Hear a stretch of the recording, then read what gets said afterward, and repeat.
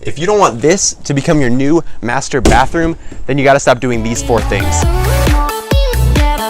How are you guys doing today? My name is Apple, and today I'm gonna be sharing with you guys the 4 things that if you do any of these 4 things, you are almost guaranteed to end up being poor. And the last one is quite controversial, so I definitely recommend you stick around for that and leave me your feedback on that one, especially in the comments below. So without further ado, let's get into it.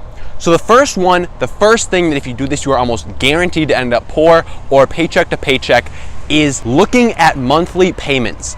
So if you are buying a car, if you are buying something on a credit card, if you are doing anything that involves using debt and only looking at the minimum payment on that debt, you are almost guaranteed to be poor. And this is because of a thing called compound interest. So among people I talk to, among college students, among my peers, I hear this a lot, that people are paying the minimum payment on their credit card.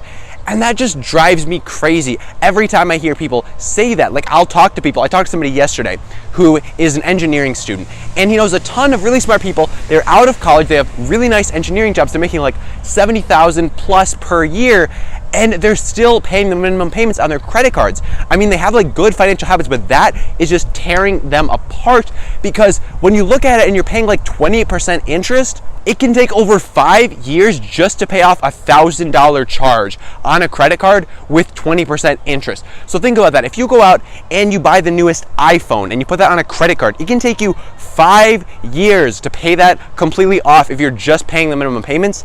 And think about how many more iPhones will have come out. I mean, the iPhone that was out 5 years ago is almost completely irrelevant today. I mean, everybody's getting the iPhone X, and 5 years from now, what are we gonna have? Not the iPhone X, something completely different. So if you're still paying off your iPhone X and you're like 5 iterations down, where are you really? And I just see so many people making this mistake, and they don't even realize the huge impact this is gonna have over the course of their lives by only paying the minimum payment. They're gonna be in debt forever. They're gonna be tanking their credit score, and for no other reason than to just keep up with this consumerism, like, obsession that we have as a culture.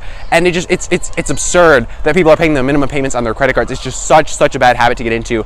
And if you can avoid just paying the minimum payments, you are going to be so far ahead. If you're paying that card off in full every single month, you're going to be escalating your credit score massively. First of all, you're also going to be taking on no debt with that credit card, which means you're going to be paying no interest. It's going to be a free, essentially 30-day loan from the bank to you. And you're gonna be able to take advantage of so many great benefits by effectively using credit cards instead of just lining those credit card companies' pockets and making sure that those bankers are staying rich. So pay your card off in full. And if you can't, I've got a recommendation for you. His name is Dave Ramsey. Go watch all of his videos, cut up your credit cards, and just stay away from credit cards if you cannot use them in a responsible manner that involves paying them off in full every single month. The second habit that is keeping you poor is trying to keep up, and this idea of keeping up with the Joneses. So I hate to break it to you, but you're not going to find long-term satisfaction in basing your self-worth on being able to keep up with your peers. That's just not going to bring you long-term happiness if you're basing all of your self-worth on the impression that you're putting off to other people. Like, they don't care as much as you think they do about what iPhone you have or what car you drive or that you just got a remodel on your house. Like, people are too busy caring about their own lives. They're too busy enjoying themselves to care which iPhone you have. People need to realize that if you spend your life trying to keep up with other people, you're never going to make yourself happy. You're never going to do things for you, and you're going to spend your entire life trying to put on some front to impress who knows who probably doesn't even care about anything that you're doing. So you really got to figure out what makes you happy, not what makes you look the flashiest or makes you put off the best front to whoever. Like, you got to base your decisions on stuff that makes you happy and stuff that you are going to find satisfaction with if you do want to avoid this trap of keeping up with the Joneses and keeping yourself in this cycle of just consumerism and keeping yourself poor. Because what it really comes down to is we are spending our lives buying things we don't need with money we don't have, to impress people we don't even like and who frankly don't give a shit about any of it. And for what? Is it to boost our self-esteem? Is it to make us look good to our boss? What is it even for? Like, that is my question to you. If you are spending your life and basing your self-worth on what other people think of you, then what is the point? Like, are you really going to find satisfaction in that when you're 88 years old, looking back on your life and you're like, wow, I really put up a good front for my boss. They really thought a lot of me because I bought all of this flashy stuff and didn't spend any time doing anything I liked. Is that really gonna bring you satisfaction when you are looking back on your life? Thing number 3 that's keeping you poor is not reading.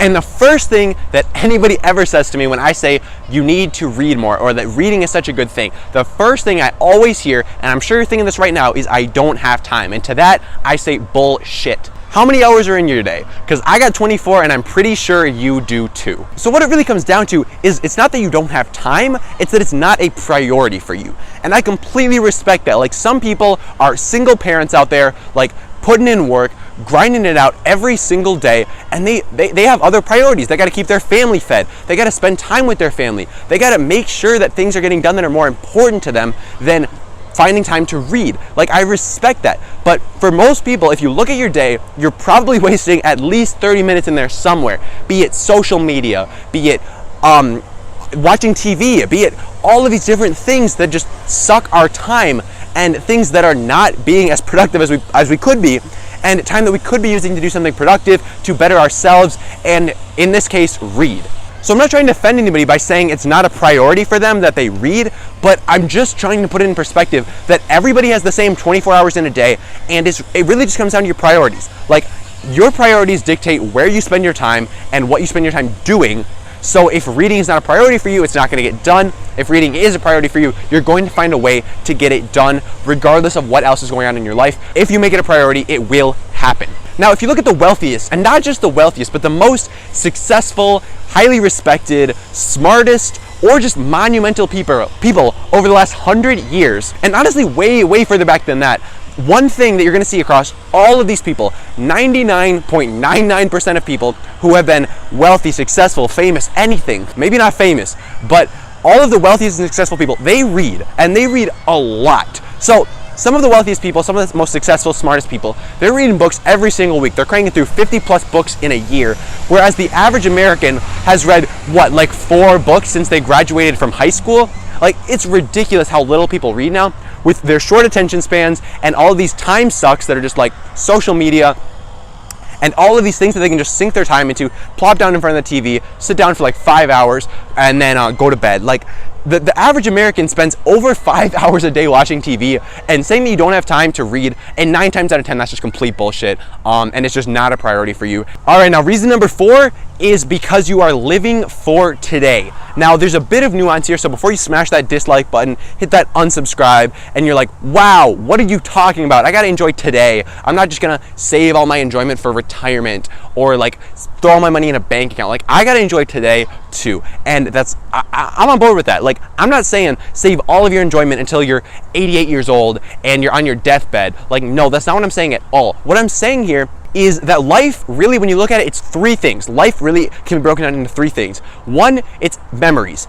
2, expectations, and 3, the present. All right, so you got to look at which one you are living in. Are you living in memories? Are you not taking action today because you're too busy with thinking about what happened in the past? Or are you too busy with your expectations for the future that you're not planning for today? You're not doing anything today because you're like, oh, I'll just wait until I'm, 33, or until I'm 50 or 44. I don't know. Like, some people have these ideas in their head of like, I'm not going to do anything now. I'm not going to invest now. I'll just wait and do that until I'm like 40 years old. Then I can do that when I have a stable job and I'm all good to go. But what people don't realize is, by only living for today and not thinking about the future, you are putting yourself at a severe disadvantage, and you're really going to regret it when you get older. Because what it comes down to is, today, if you're 20 years old today, your money is worth 10 times. Your money is worth over 10 times more today than it will be when you are 55 years old. So think about that. If you invest your money today, it is worth 10 times what it's going to be worth when you're 55. So think about that. If you invest $1,000 today at the age of 18, you would have to invest $10,000 at the age of 55 in order to make up that difference, in order to have the same amount of compounding interest power, just because compound interest is such a strong force. Like, by thinking a little bit, just a little bit about your future today, you're gonna put yourself up for a much easier path, because you are doing that planning ahead of time, and you realize that it does matter what you do today, and starting even just 1 year earlier makes a huge difference in the grand scheme of things. So you gotta enjoy today. I'm on board with that for sure, because if you're not enjoying today, then what is the point of life? I'm saying you gotta enjoy every single moment, but you also gotta think about the future, because if you don't, you're gonna be painfully surprised when you turn 55 years old. You realize you have nothing in your IRA, you have no retirement savings, and you're forced to scramble to put something together, because who knows where Social Security is gonna be at in even 5 years, much less 30, 40 years, because nothing is guaranteed. You're not entitled to anything just because you live in the United States or wherever you live. Nobody's entitled to anything. You got to make sure that you're prepared for anything, be it the worst case scenario or anything, just because you never know what's going to happen. Nothing is entitled, and nothing is a given in life. So those are the top 4 things that I see keeping high school, college, and even all millennials poor right now. It's these 4 habits, and if you are able to kick these habits early on in life, you're going to be so much more successful throughout. You're not going to have to worry about money as much, and it's just going to be a lot easier of a ride. You're going to have a lot more time, a lot more money to just enjoy things, rather than worrying about money all of the time. So that was my 2 cents, guys. If you enjoyed this video, be sure to subscribe to the channel and share this video with someone that you think could benefit from it, someone who you think could do to develop some good money habits early on, someone that you care about and you want to be financially and just holistically successful throughout their lives. I really would appreciate that. My name is Crider. I'll see you tomorrow, and until next time.